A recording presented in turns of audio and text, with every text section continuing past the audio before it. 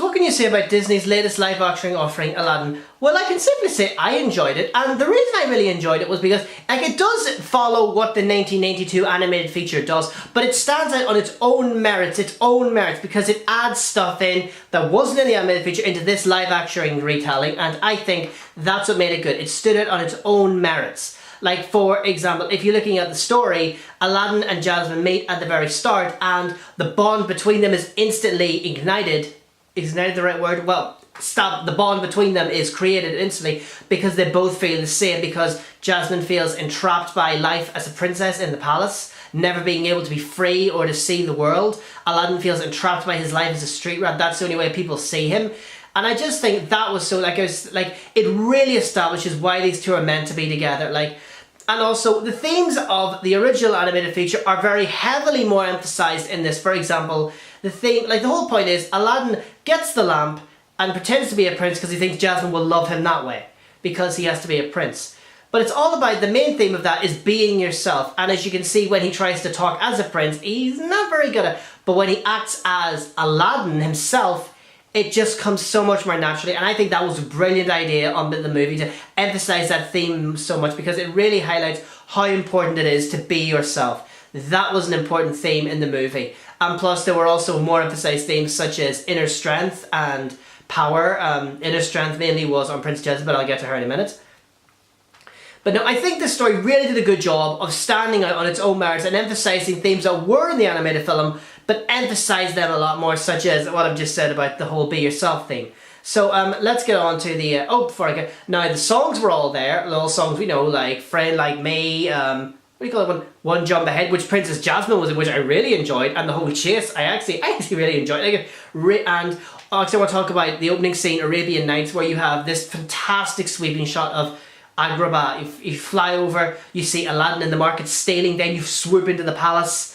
You see the Sultan doing whatever Sultans do, Princess Jasmine sitting with Raja and her handmaiden Dalia just looking forlorn, thinking, I want to get out of here. Then it cuts to the Cave of Wonders where Jafar watches in frustration as another victim, is unworthy person is swallowed up.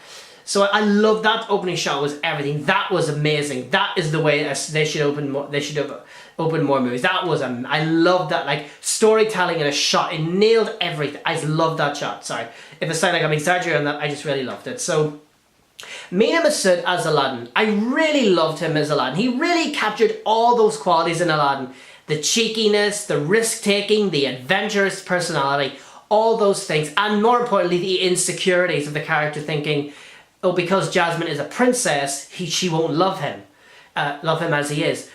Yeah, so it really emphasised, we saw a more vulnerable side, because he thinks that if he pretends to continue on being a prince, and he becomes so tempted by the power of the lamp, and thinks that if I do this, she'll love me more. But he really learns that by being himself, and that Jasmine will love him for who he is, not what he has or what he could be. And that was it. So, sorry, I'm just checking my list here, what to talk about. Okay, I actually want to leave Naomi Scott to last, because that's what we're talking about. Will Smith as the Genie, fucking phenomenal. Or incredible. He didn't try to imitate Robin Williams' performance. He did it his own way. He gave his own, to coin a phrase, pardon the pun, he brought a sense of fresh Prince to the role, of his own flair and take on the role, and that was brilliant. He didn't try to recreate Robin Williams, he made it his own, and that is, I think, what worked with that performance. He was perfect. That just worked so well. Well, okay. Nasim Pedrad as Dalia, as Jasmine's handmaid. I love that Jasmine now had, because in the animated movie all she did was talk to Raja, and I loved how they gave her an actual someone to talk to in this movie, like a handmaiden to share. I loved it, because she sort of thinks, yeah, but why do you want to be a sultan? You can be a princess. And I really love the bond between them and the friendship and all. I really love that, and how loyal she is to Jasmine and throughout the movie. It was just fantastic. And her romance with Will Smith's Genie, it was just so cute. Especially that scene where she closes the door and she's like, oh, that was hilarious. The comedy, there was so much comedy in this movie, it was brilliant. I just really couldn't stop laughing. It's just hilarious. Okay. Marion Kenzari as Jafar, he lacked the sinisterness of, they went for a sexy rather than a scary Jafar, which I felt didn't really work. But he did have his moments where he was very cunning and evil, but he didn't have the same sinisterness and darkness of the animated character. I think they did that just because they're worried about upsetting the poor snowflakes. I mean, that's just the way the writer wants to go. But I still think they could have made him a bit more scarier, made him look a bit more, well, not look more like the anime character, but bring more scariness. I just feel that could have been done more. And Naomi Scott as Jasmine. Oh my god. This movie is just as much Naomi Scott as it is Mina Massoud. I loved her character. Actually, I'm going to turn it now and say she was my favourite. She was just absolutely phenomenal. I loved her. Like, she really brought all, she was so, I'm sorry, what am I going to say here? Like, she really brought a sense of empower. Like, you know the way Disney are always trying to make their female characters more stronger, more empowered, and this was fantastic.